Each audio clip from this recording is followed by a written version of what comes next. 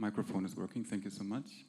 Good morning, ladies and gentlemen. Good morning, ladies and gentlemen here in this room. I want to show you some free places if you want to have a seat maybe. We are talking about the future of especially the young people in the corner over there. Feel free to take a seat here. You're more than welcome. Good morning, ladies and gentlemen in front of your computers. My name is Tarek Annan and I'm here with my good friend, business partner and human resource expert Albert Vallendar. Albert is a specialist in IT outsourcing, IT near and offshoring. He is a fan of metal music.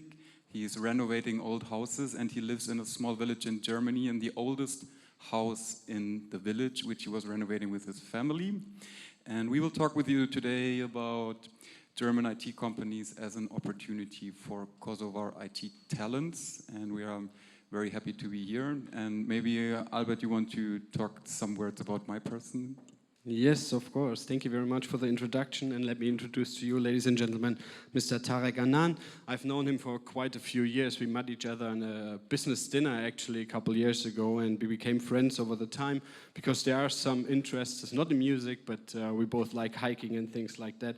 So we got quite some things in common. And we got in common that we are both interested in the IT sector and in the IT industry and try to solve problems that there are. And I've got to know Tarek as a person that is absolutely able to understand the needs of the people and combine them with his network and combine them also with a political background. That's coming from his job and, with the DigiKompass, but also from his job with associations in Germany out of the IT sector. So he's really the networking guy who has the know-how about the German IT market, and he will tell you a little bit about the problems that there are at the moment on the German IT market.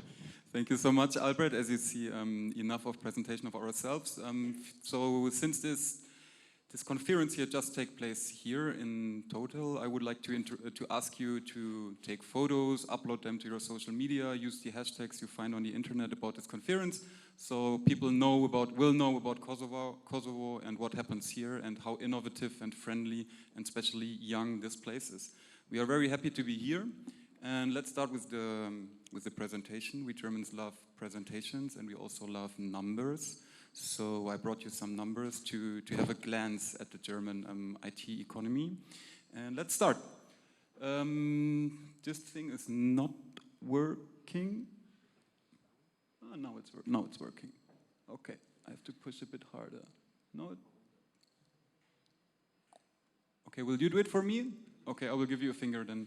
Okay, thank you so much.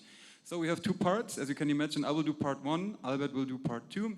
I will talk about the German Kosovo IT opportunities. We will have a proper look at economies, challenges, and possibilities. And please, the next slide. And in part two, Albert will talk about nearshoring at its best. As I just said, he's an expert in international recruiting, and he will show you what is nearshoring. We brought you a smart definition of nearshoring. He will talk about best practices from his daily life as a top recruiter in Germany, internationally, you will see.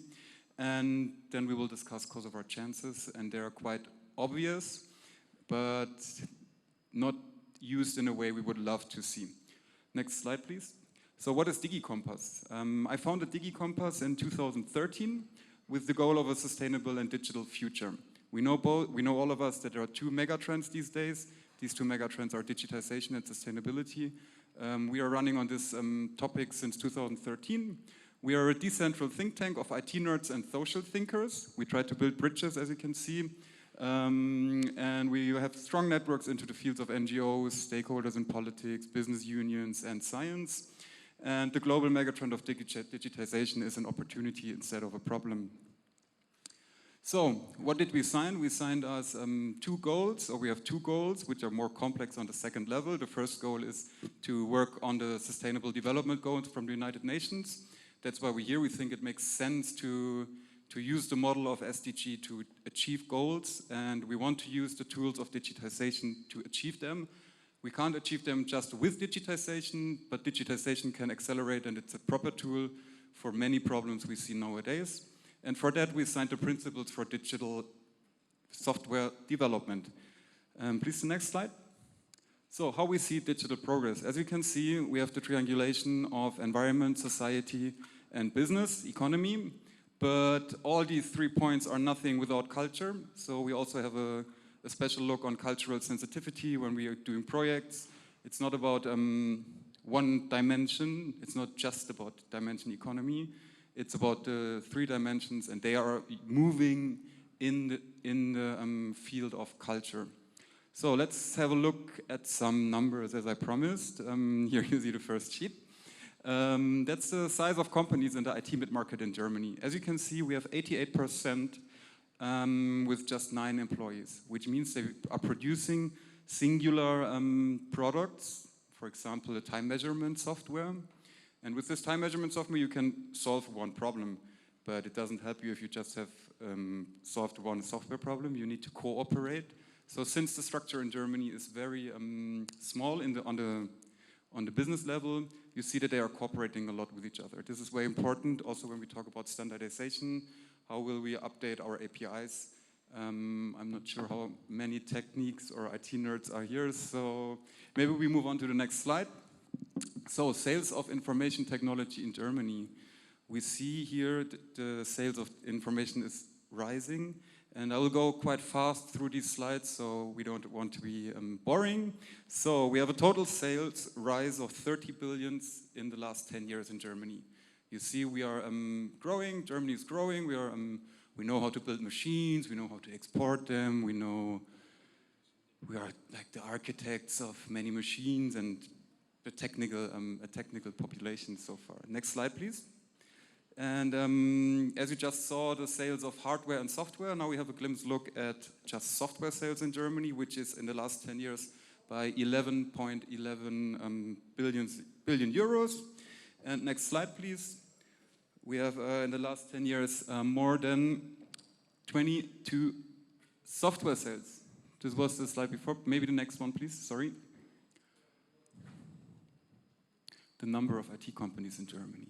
Each IT company is an employer, can employ people, but Albert will talk to you about this later.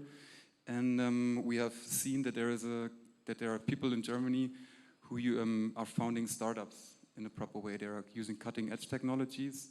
Especially Berlin is a proper hub for a lot of startups which try to solve the problems in the dimensions we just saw. It's not just about doing business, it's also about doing a good business in an environmental and also social way. So solving problems in all the dimensions, it's quite important, and Albert will talk about this later as well. So last 10 years, 22,000 new IT companies, and the number of employees has doubled. You can imagine what kind of problem comes by that. The Germans have in pace 1 or 2 children, and they're very conservative when it comes to that. So we need IT talents in Germany. And maybe we can see the next slide, please. You can see that 70% of IT companies in Germany have the feeling they don't have enough employees. They are searching for IT talents. And Albert will show this to you later on another sheet. Please, next slide. So, at one glance, what did we talk about? We talk about a shortage of IT specialists, which remains high. There are 86,000 open jobs in the IT sector. We have the 70% of IT companies which are complaining about a lack of IT talents in Germany. And yeah, to say it in one word, we have a Fachkräftemangel, that's the German word.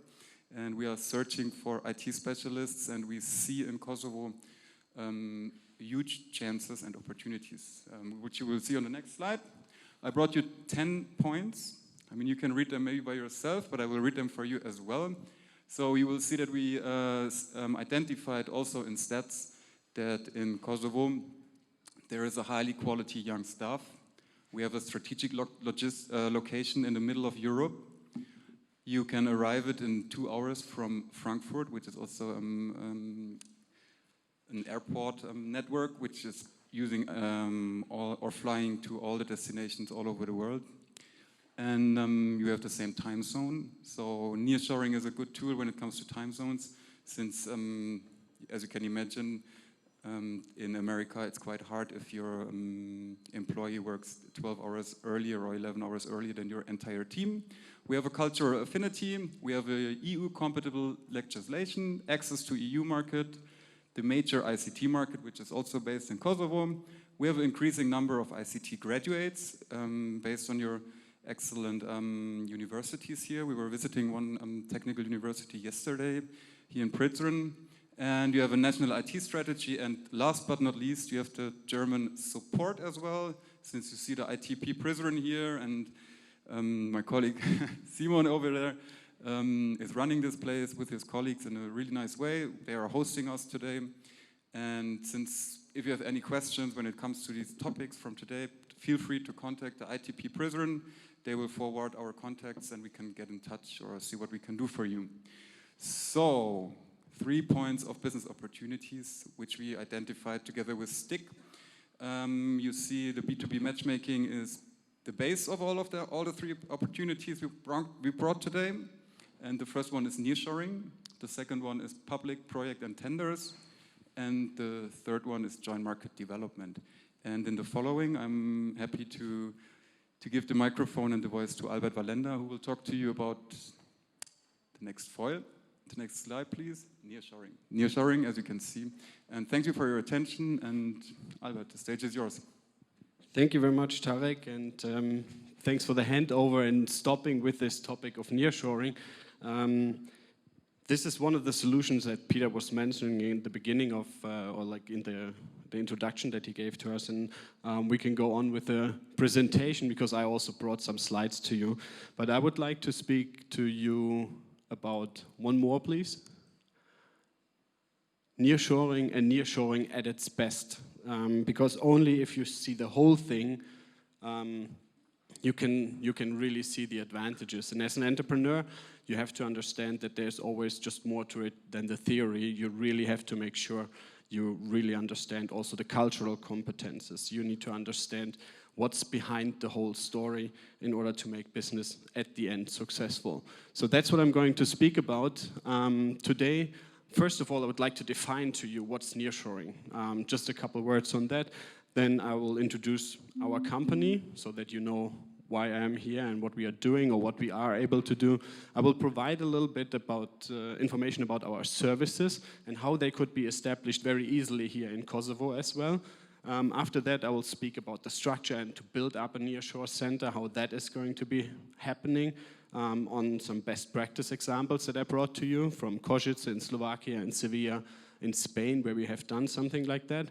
And I will speak about one crucial point, which is the recruiting. So the selection of the IT pool that is in the location is also very important to make sure you got the right people at the right time, at the right spot.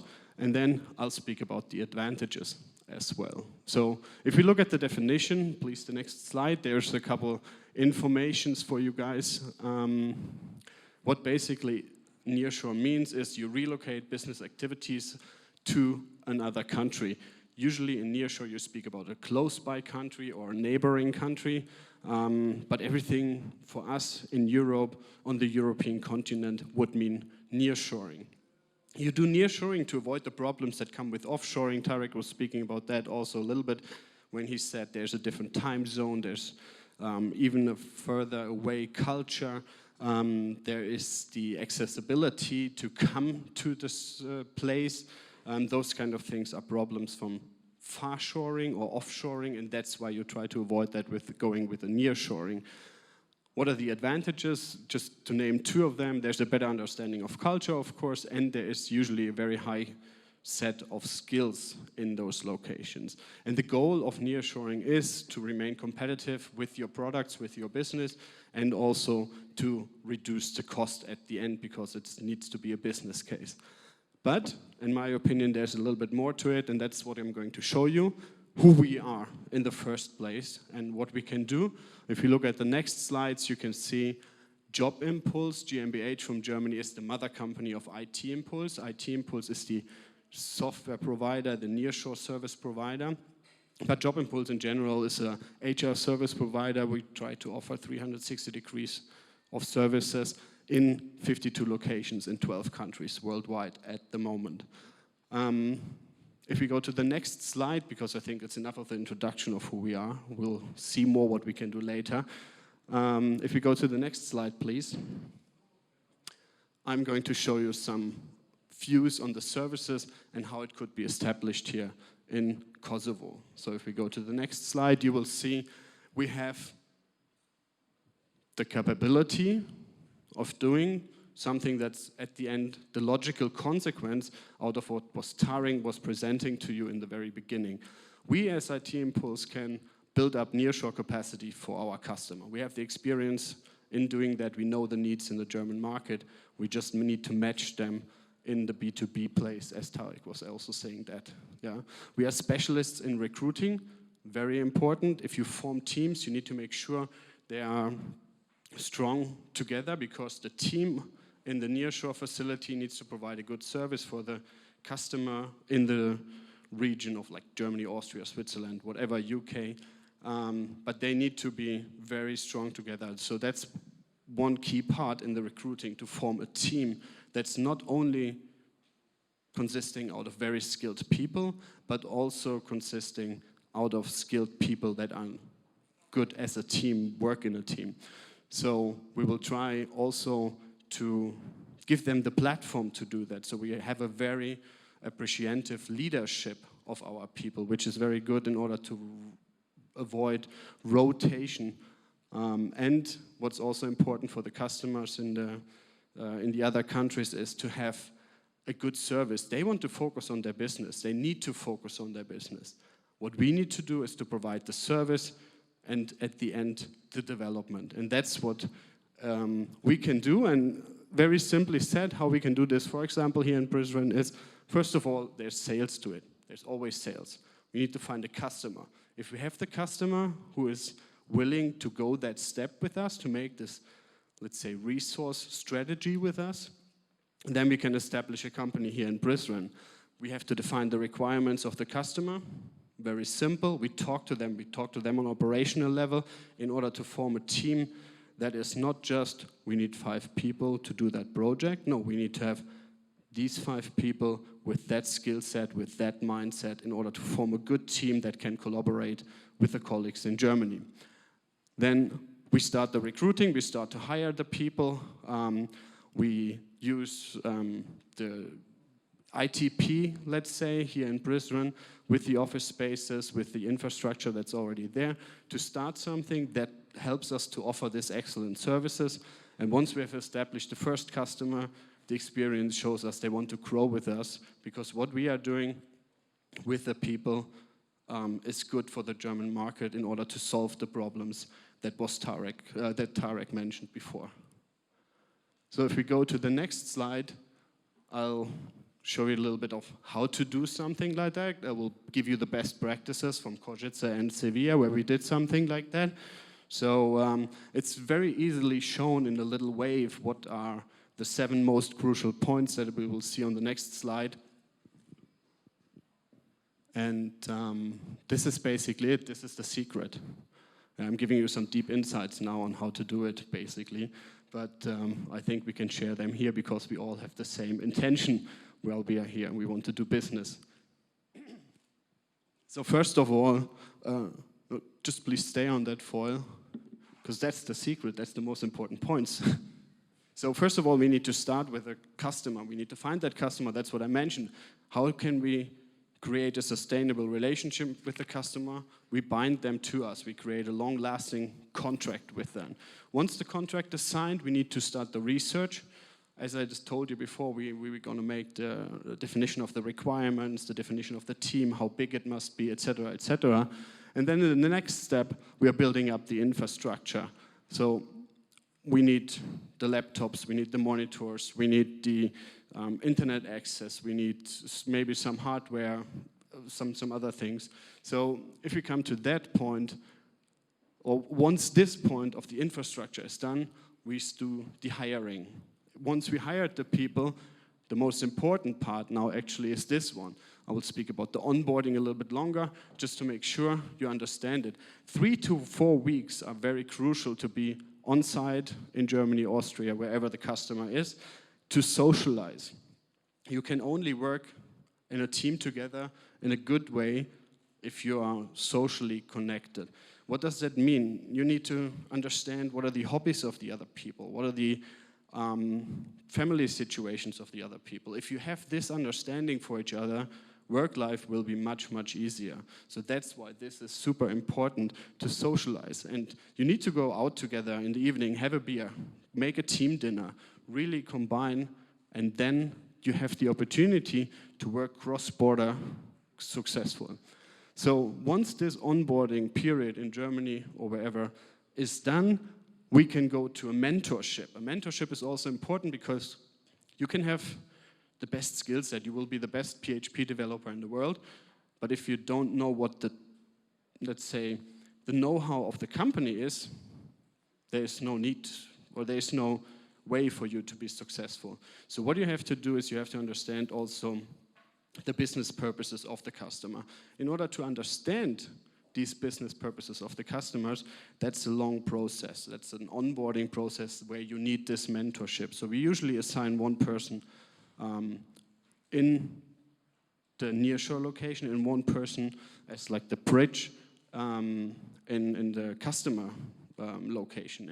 And there needs to be a lot of know-how transfer, a lot of mentoring in order to make the people in the nearshore location at the end efficient for the customer. The efficiency at the end is key to success, and that's after the support, the last point, where we even start the development of the people. We don't want the nearshore location just to be a extended workbench for bug fixing. No, the talent pool that there is in the nearshore location is highly qualified, and we need to use these resources, we need to use this qualification, and therefore we need to build them, we need to train them, we need to keep them up with technology, and that's key to success at the end. And that's the whole story. That's the secret on how to do nearshore. So if we now move to the next slide, I'll tell you a little bit about the recruitment and why it is important to have partners like the ITP here. You will see that very easily on the next slide. Basically, we have 3 steps in recruitment: requirements, search, and selection. Requirement definition, I told you why it is so important, but on the other hand, it's very important to speak to people like Simon from the ITP to understand what are intercultural topics here, what do I need to take into consideration while speaking to the people, while recruiting the people. It's also important on the other side then to make sure the developers here on site on the nearshore location have the same rights and duties. So that's very important when you define the requirements. Later on in the search, you need to make sure you do recruiting events together. Hackathons, for example, could be an opportunity to recruit. You need to be creative in recruiting. Even if there's a big pool of talents, but you need to find the best out of that in order to make the business, and there are different opportunities to do so. Also, what I said is very important that we have a place where we can do that. We have a place where we can show, hey guys, this is where you will be working. This is how it's going to look like. So those kind of things are very important if you have these kind of facilities already in place. And of course, another thing is where to get this pool of talent, the universities. Yeah, you need to be in touch with the universities in order to create marketing in the universities. And that's very important as well. And at the end, when it comes to the selection process, of course the customer is involved and will take an interview, but at the end it's also here important to follow the benchmarks of the local market and also to understand what is important for the hiring process. So recruiting, as I said, is a crucial point to form a proper team, and that's why this slide is very important to show. If we now move on, and if I'm running a little bit fast, I'm sorry for that, but we are short in time, and I don't want to steal too much of your networking break, because that's also what the Tech Festival is for, to network.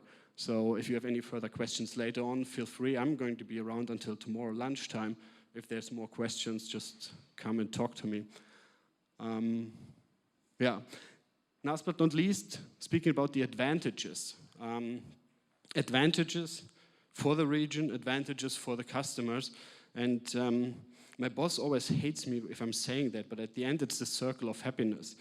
And He says, you cannot say that to the customers. And I said, why not? It is the truth. The circle of happiness for me means we need, as a company, provide an environment where people are able to work in a good way. They need to have good projects, they need to work on up-to-date technology, they need to work on products that are really going to life, they need to be involved in the whole software life cycle. Then the people are happy. When the people are happy, they deliver good work automatically. That's just normal. If you're happy doing your job and working in a good environment, you deliver good work. If you deliver good work, at the end the customer is happy because the problems that Tarek was speaking about are partly solved. He will find the resources, he will stay competitive, etc., etc., etc. So all the customer needs are as well solved. Then the customer is happy. And when the customer is happy, then it comes back to my point, and then I can make an invoice. And the customer happily pays the invoice, then I'm happy as well. And that's the circle of happiness. That's the three parts that are important in order to make nearshore businesses. And if we now look at a couple slides, I will point out some of these points in a little bit more details. What are the advantages for the customer when you work in this circle as it is shown here, or in these little bubbles with IT impulse and nearshore services in the middle? We have this strong customer service orientation. We have long-lasting contracts that also build up into the future here. We have the experience in doing it, and the nearshore location provides the pool of great skills. What are the advantages? Just to read them out to you a little bit more. The customer and the nearshore people need to work together. They need to be very close together. They need to be in an agile environment. Every developer knows that. Yeah, you cannot just work apart from each other. You need to do screen sharing, you need to know code reviews, all these kind of things that come with the agile methodologies you need to do. We give the customer access to you in the nearshore location. You will be working directly with the customers.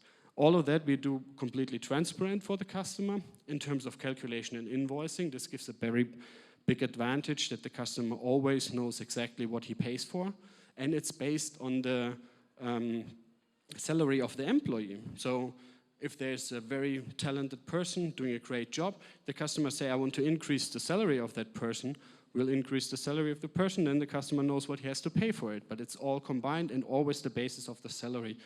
And this is a very big value towards the employees, and that's important. We do have great experiences and references from customer perspective.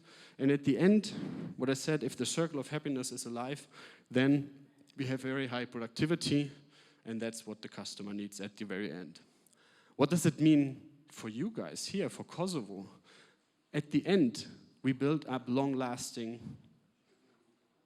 I'm always saying it's not a project. Yeah, we are building jobs. We are working in jobs, we are not working in projects. Why are we working in jobs and not in projects? Does anyone know what's the definition of a project, or the key definition of a project? Well, I just give the answer to you. I'm pretty sure everybody knows it. It's defined with a starting and... Please. Actually, every project has time of beginning and time of the end. Exactly right. A project has a defined ending date. A job doesn't. We offer unlimited working contracts in our relations with the customers. This is a huge perspective into the future of the Kosovarian population. We don't want you to just work on a project, hop onto the next one, hop onto the next one. No, we would like to give you the security. And that also on a well-paid basis, because then you have the opportunity, and I was speaking to someone yesterday saying, okay, we need to create jobs that are attractive enough for people to stay here, to stay at their home. Not especially in the home office, we would like to be in the office together, like as a team, but home here in Kosovo, and that's why this is also a very important point. We would like to keep the people up to date with technologies. We offer trainings, we need to invest in the development of the people in order to make them happy, in order to reduce turnover, and that's very important. And at the end, of course, we need to create awareness for the region, because it's very difficult to understand for companies from abroad if you speak about countries that are not in Central Europe. I just spoke to another German person a week ago, and he said, yeah, you're going to Kosovo? And I said, yeah. And he said, do they have internet access? And I said, yes, much better than we have in Germany. Yeah? They are all fiber optics into the little small villages. They are much better than we are. Yeah? Don't think we are the heroes. They are good. They can provide you better things than you expect and better things than you would believe we have in Germany. They are a step ahead of us in a lot of things. So we would like to create awareness for the region, which is very important. And if you move on to the next 2 slides before I finish off, the location advantages Tarek named in his 10 reasons, a lot of them, so I don't need to go into every detail here. The last one, that's the one that I would like to point out. At the end, it's always important that we can create a business case, because the business case is important to stay here to create sustainability. So we always have to keep that in mind, that we can do a good business case that has at the end advantages and synergies for everyone involved in this business case. So if we now move on to the last slide, I need to do some advertisements for myself, of course. Why do this secret, what I was just telling you, with IT Impulse? Of course, as an entrepreneur, I have to tell you the advantages if you do it with us. You do it with us because you don't need to found a company in a foreign country. You don't need to set up the infrastructure. We provide this service for you. Labor law, accounting, payrolling, all these kind of things, travel management will be taken over by us. There is no need for the customer to take care of that. The customer can really focus on the business. He does not need to hire people in Germany to do that. He does not need to build up any other infrastructure. He just can focus on the job. The operational level needs to work together at the end. We create with our leadership a low rotation, a low turnover in the people. That's where we have to bring that value to the people. We have to value at the end the people. That's very important. And then, of course, there's a risk minimization for the customer, and the cooperation needs to be on eye level. Yeah? Really between everybody, the developers, the decision makers, the service provider. We need to do that on eye level. If we are on eye level, then we have the chance to be successful. And that's how I would like to end my speech, my presentation, my solution for the problems that Tarek was pointing out. And like I said, if there's any questions, feel free to come to me and Tarek in the next hours, today or tomorrow. We will be happy to answer any kind of questions. And other than that, thank you very much. And now enjoy the lunch break or the networking hour. And Pete, 5 minutes. I made up. Fabulous, fabulous. So, ladies and gentlemen, again, just to remind you, Tarek and Albert, everything you've heard there, you're curious, you're intrigued, you'd like to know more, maybe personal intrigue to see how you personally can do something in what was being shared there, or maybe something wider. You guys are here until tomorrow. Right now, what's going to happen in a few moments' time, music will start playing, and then you can go outside. If you go outside right the way around, down the bottom there on the right, there's a wooden area, wooden canteen, beautiful food, great conversation, and lots of lovely people just like you. Right, so we will be back here at 1 o'clock, for more costs, ICT,